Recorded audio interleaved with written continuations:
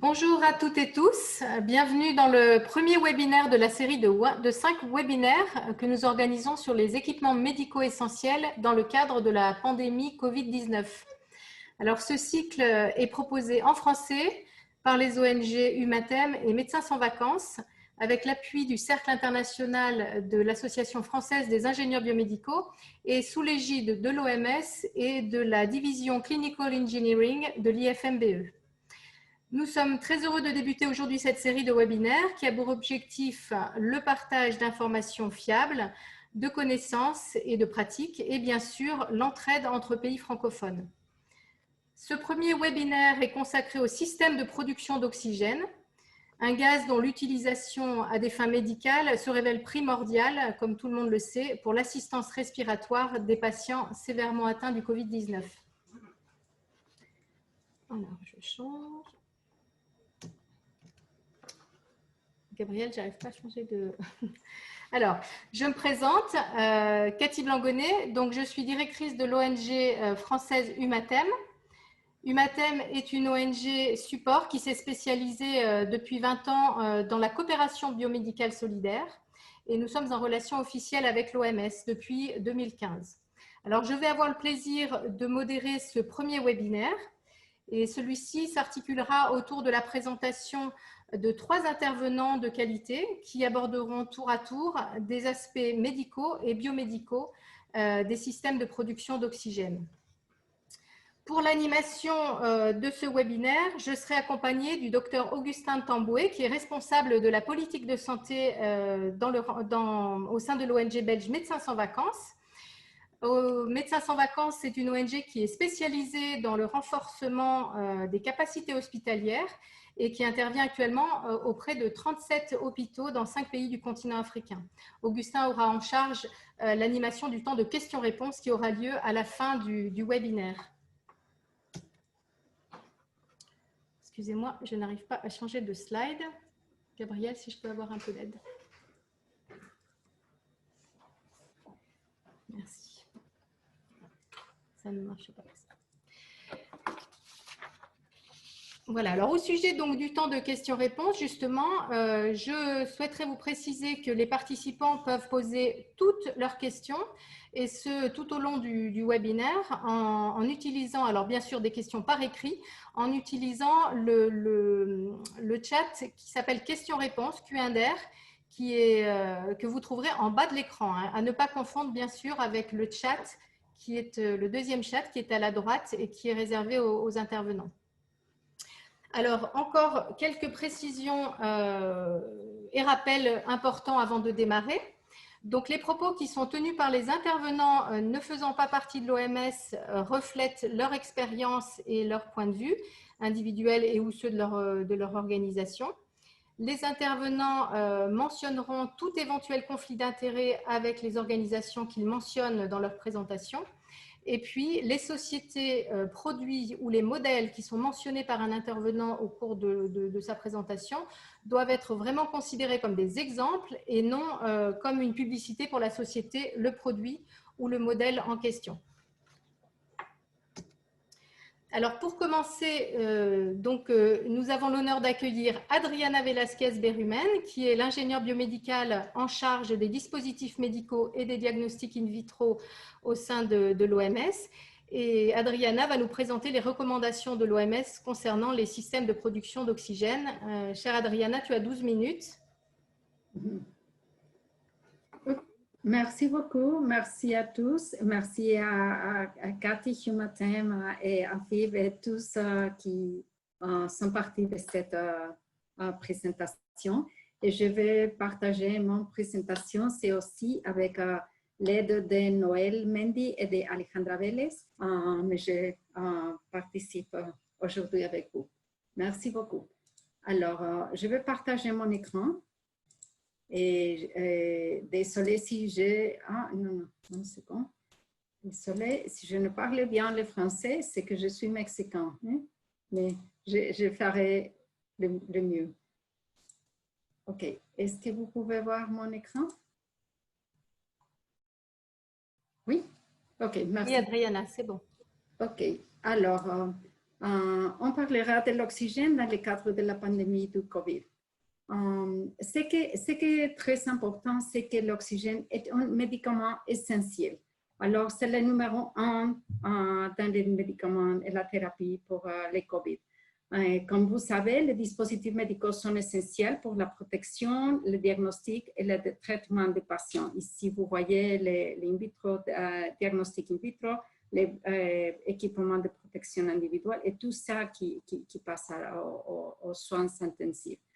L'OMS a beaucoup de documents d'information. Ici, je vous propose la page à l'Internet où vous pouvez trouver toute l'information en français si vous en avez besoin. Et comme vous savez, l'intention, c'est améliorer l'accès aux dispositifs médicaux et le processus est le suivant. Et initialement, il y a l'innovation, la production locale. Après, on fait la liste des dispositifs médicaux prioritaires pour le COVID-19. Après, on doit faire qu'il y a l'approbation de la réglementation pour ces dispositifs. Et on doit aussi savoir qu'est-ce que c'est l'évaluation de besoins et faire les spécifications techniques et l'approvisionnement, la formation pour une utilisation en toute sécurité, la surveillance après la mise en marche et le déclassement. On a fait la liste des dispositifs prioritaires, mais ce qu'on a fait même avant, quelques années avant, c'était les spécifications techniques pour l'achat, la procuration de dispositifs médicaux. Et ici, on a fait pour le ventilateur, pour les équipements de diffusion, mais aussi pour les concentrateurs et pour tous les équipements de ventilation. On a fait des documents qui expliquent les besoins d'oxygène et la disponibilité d'oxygène aux différents plateaux d'attention, à centres de santé, aux hôpitaux ou aussi au hôpital de tertiaire niveau ou qui ont besoin de quelques infrastructures que c'est plus cher et plus complexe. On a fait la comparaison des systèmes d'alimentation en oxygène. Si on utilise l'alimentation centrale, on fait les bouteilles d'oxygène ou le concentrateur. Et vous savez tout ça dans les documents de l'OMS si vous voudriez savoir un peu plus d'informations de ça. Et aussi, on a l'information pour les concentrateurs. Tout ça, c'est comment l'acheter, comment faire les services, etc. Et dans les cas de dispositifs prioritaires, on a plus ou moins comme 50. Et de ces 50, on a plus ou moins 10 qui sont des équipements de protection personnelle. Après plus 10 qui sont d'alimentation d'oxygène, l'oxymètre de pulse et des autres accessoires. 20 pour le type de ventilateur et autres accessoires pour les soins intensifs et 10 pour le diagnostic in vitro. Alors, on sait que l'oxygène, on a besoin de l'oxygène dans toutes les chaînes de services. Alors, on a mis tout ça, tous ces équipements et dispositifs médicaux dans un catalogue. Et ce catalogue, c'est un catalogue pour tous les pays faibles et moyens revenus. Et là, on peut y aller et chercher ce qu'on a besoin et le demander. Alors, c'est normalement payé par les banques pour les pays et alors l'OMS va faire l'achat et va aussi faire attention à votre besoin de votre pays. Maintenant, on a besoin de savoir quels sont les besoins dans les pays. Alors, on a fait une évaluation de besoins, une outil. Et maintenant, jusqu'à la semaine dernière, on avait l'information de Cambodge, RDC, Éthiopie, Malawi. Et RDC, c'est l'unique qui a répondu en français. Mais maintenant, je vous montre les utiles parce que c'est très important de savoir les besoins. Sinon, on ne peut pas vous aider. Alors, cette évaluation a toutes les questions de concentrateurs, de bouteilles, de séparateurs de fluides, et tout ça. Et c'est en français. Vous pouvez l'accéder à ce lien et c'est le nom d'utilisateur, le mot de passe. On vous va partager cette présentation. Et ça vous demanderait les caractéristiques d'établissement et aussi si on a des concentrateurs d'oxygène ou pas, comment est-ce que c'est le générateur d'oxygène. Mais tout ça, c'est très important parce que sinon, on ne sache pas. Il y avait une publication à Lancet seulement il y a quelques jours et c'est la grande question. On ne sait pas qu'est-ce que c'est la demande. Alors, cette tool aussi a des dessins pour que c'est plus facile de rentrer l'information. Et maintenant, dans la OMS, je vous partage avec Alejandra Vélez, qui est aussi à la OMS. Elle est la personne qui est en charge de faire l'avis pour le développement de l'accès à l'oxygène. On a fait l'évaluation des besoins, le dimensionnement de la source d'oxygène, la solution de distribution, la sollicitation des fournisseurs, la guide d'installation et on va faire un groupe technique consultatif pour l'augmentation et l'accès à l'oxygène. Alors, ce sera très bon de savoir s'il y a quelques experts qui voudront nous aider. Et Alejandra, avec d'autres collègues de la OMS, moi-même, on a fait on a répondu des questions, des demandes de services techniques dans tous ces pays, quelques sens d'approvisionnement, quelques de formation, etc. Mais c'est très important que vous savez que la OMS est ici pour vous aider.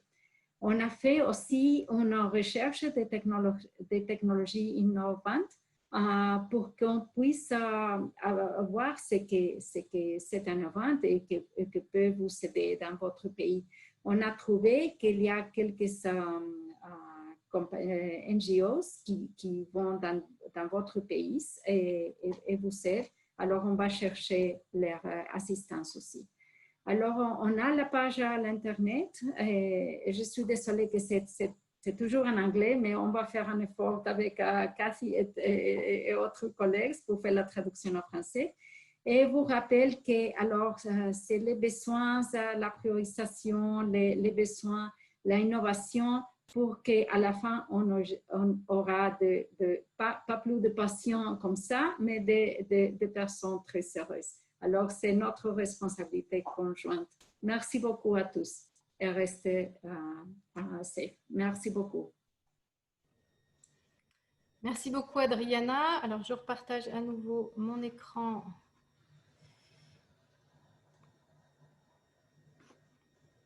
Pour remettre... Je vais seulement ajouter qu'on doit toujours penser aux patients, pas à la technologie, mais toujours aux patients. Maintenir ça dans notre tête. Merci, Cathy. Très bien. Ben, ça, c'est important parce que moi, la technologie, justement, là, j'ai un peu des soucis avec mon partage. Alors, OK, là, ça va. À chaque fois que je clique là-dessus, ça s'arrête, donc ce n'est pas normal. Le voilà. Voilà. Alors, ben, merci Adriana pour ta présentation et c'était très important que tu rappelles tous les documents ressources spécifiques sur la question du Covid qui sont disponibles au niveau de l'OMS. Et puis, effectivement, Adriana invite les participants à renseigner un certain nombre de questionnaires dans un but ensuite dans le but de les aider. Donc, c'est vrai que c'est important si les pays francophones peuvent aussi renseigner ces éléments et bénéficier de l'aide de l'OMS. Alors, merci Adriana. Je passe maintenant la parole au docteur Patrick Van Dessel. Donc, Patrick est coordinateur de programme santé au sein d'ENABEL, qui est l'agence belge de développement. Il va nous présenter les aspects médicaux de l'oxygénation chez des patients atteints du Covid-19. Et il complétera aussi sa présentation en évoquant la stratégie qui a été choisie par la République démocratique du Congo, où il est en poste actuellement. Cette stratégie concernant donc la prise en charge des patients Covid. Donc Patrick, tu as 12 minutes. Merci.